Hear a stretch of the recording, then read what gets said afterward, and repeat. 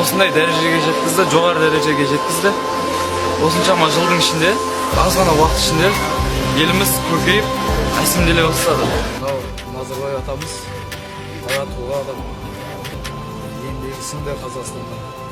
Бұл енді Астананың орнына Нұрсұлтанда келіп жатқаны, ол да бір мәртебе. Жақсы, тамаша. Назарбаевқа Қазақстан мемлекетінің алғысы шексіз деп ойлаймын. Құрметті кісінің Астанаға аты болған. Неге сол кісі сүйерді дүние жүзіне танытқан қала.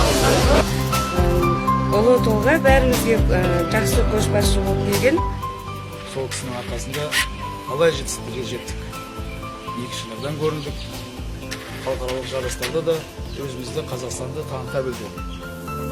Қазақстанның астанасы Нұр-Сұлтан қаласы қолдаймыз.